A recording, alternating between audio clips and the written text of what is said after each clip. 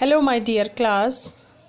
This is assignment number 7 from topic Atomic Structure. And this presentation or this worksheet is going to revise all the concepts which are required to understand atomic structure. Let us begin with the MCQs. The first MCQ: students are asked to draw a diagram of an atom with symbol 1x3. Now first we understand this notation. This notation has two very important informations in it. The lower value, the lower number, lower script is called as the atomic number, which is represented or referred as Z, which means the number of protons. But the upper script, this 3 number, is referred as the mass number, which is also given a shorthand or symbol capital A, which means the number of protons and neutrons, or it is also referred as the nucleon number. Now we see there are 4 options, and according to this notation, which diagram is representing this? When we see option A has only one proton inside the nucleus and one electron in its shell. When we see how many particles are there in the nucleus, this is 3, 1 proton and 2 neutron. So it seems the correct answer. But what if we consider option B as the correct one? The number of proton and electrons is 1. Yes, it's same. But when we see the mass number, there are only 2 particles in the nucleus. So it cannot be the correct answer. What about option C? It has only 1 proton in the nucleus. And to my surprise, it cannot be some neutral atom, because the number of protons are equal to the number of electrons in any neutral atom. But in this figure, you can see only 1 positive charge proton and 2 electrons are present in the orbit, which is not correct. Now, option D, again there are 5 particles in the nucleus and only 1 electron in its orbit. So it cannot exist also, because it is not a neutral atom. So what do you think for? Yes, option A seems to be the correct one. The second MCQ: the table describes the structure of 4 particles: oxygen and its oxide ion O-2, sodium and its cation Na+1.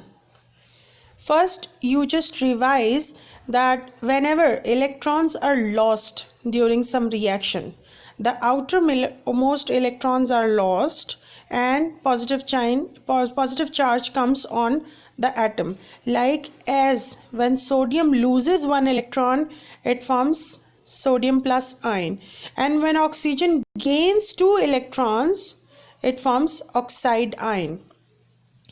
So the number of protons, neutrons and electrons are given in the table. Now there are 3 places for X, Y and Z, and the overall information about the protons and electrons is given by the atomic number. Like for oxygen, the number of protons is 8, number of electrons is again 8 because they are equal, and the number of neutrons are also 8.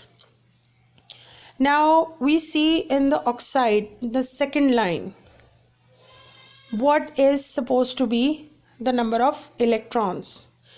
If number of protons are 8, number of electrons should be 8, but if oxygen is with 2 more electrons, the number of electrons must be 10. 8 plus 2, 10. So A and B omitted. We have to think for C and D now. Now we see what should be written here in place of Y. This is a neutral atom of sodium which has only 11 protons and 11 electrons. So we can think of that number of neutrons can be equal to number of protons, or it cannot be equal to number of protons in the nucleus. So first we see what should be written in place of Z. What is asked in Z? In Z, number of electrons are asked.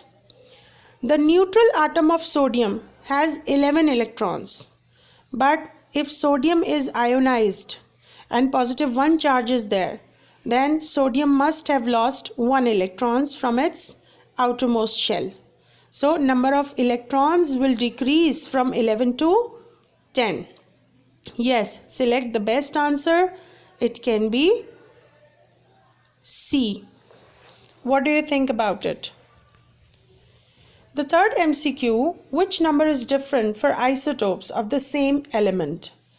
Isotopy is the phenomena in which one element can be found in more than one atomic structures having same number of electrons, same number of protons, but not the same number of neutrons, because all of the atoms belonging to the same element have same proton numbers, same atomic number, but different mass number.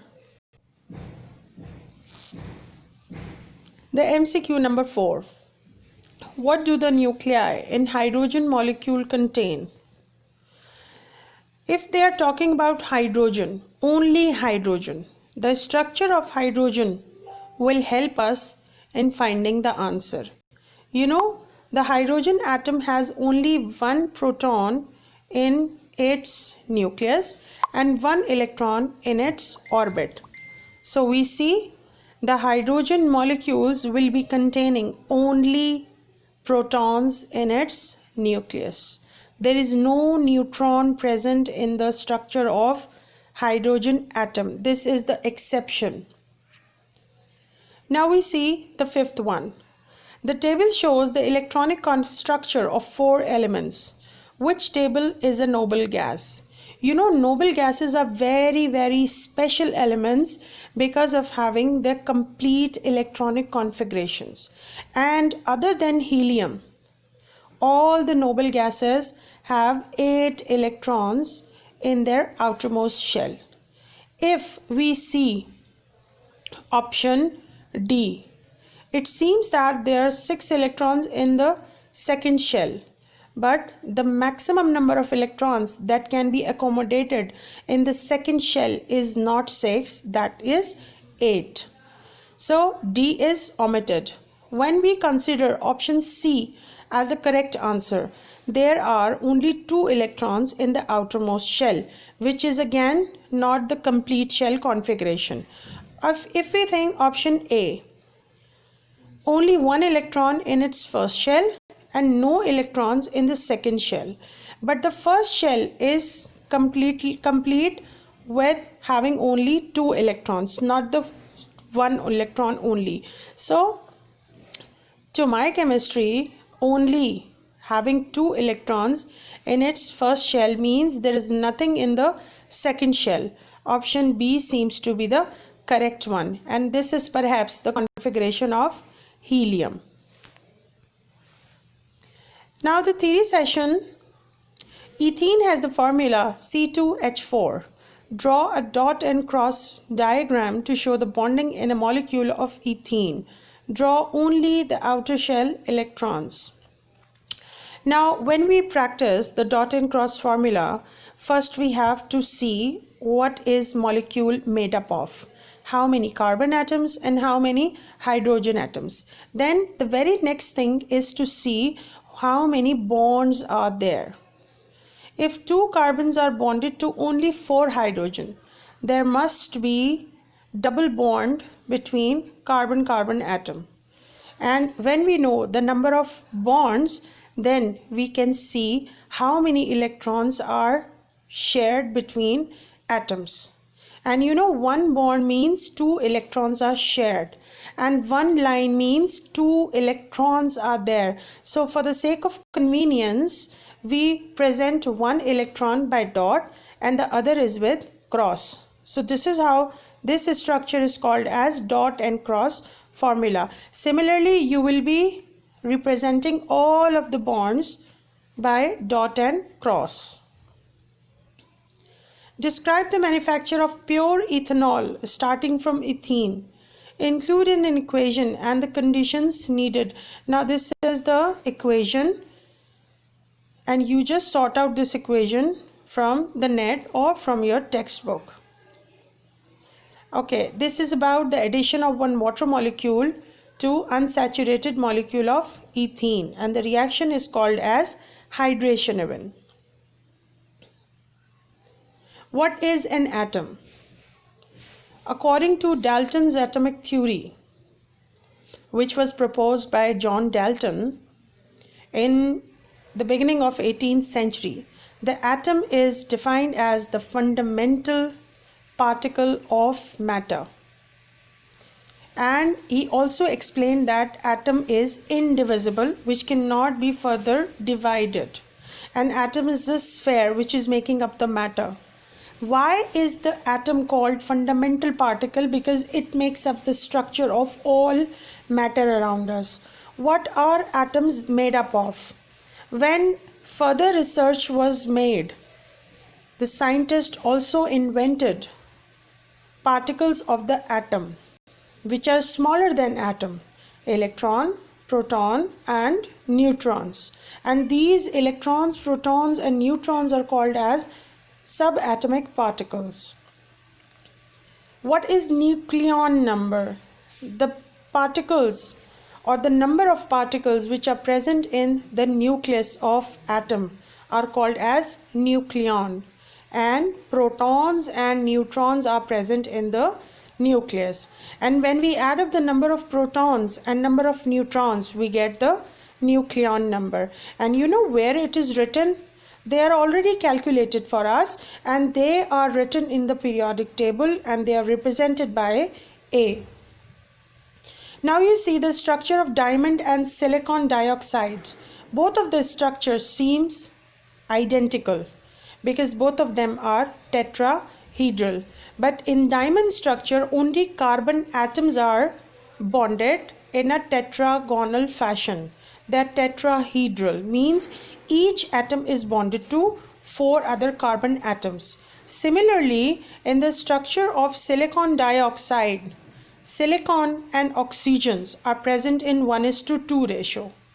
And the properties of silicon dioxide is just based on its giant molecular structure, having so many number of covalent bonds. And you see the formula of the sodium silicate can be written or predicted or can be worked out on the basis of ions present on the silicate ions. You see only 2 sodium ions are there. Each one is contributing +1. So altogether they are +2 charges contributed by sodium. So there must be silicate radical or ion charging -2 on it. So this is how, using crisscross formula, we can work out for the ions and their oxidation states or their valencies even. Okay class, this is the end of my discussion. I wish and hope that in fact I tried to explain you all the basic things to be collected to write your answer, and I'm here to help you. You just watch my videos. If you have not subscribed my channel, you do it now, because this channel is going to be a great help in case of my absence or for the distant learning. And you just watch the video, go through your stuff and get yourself ready for the exam to get very good grades. Thank you class. Wish you good luck and God bless you.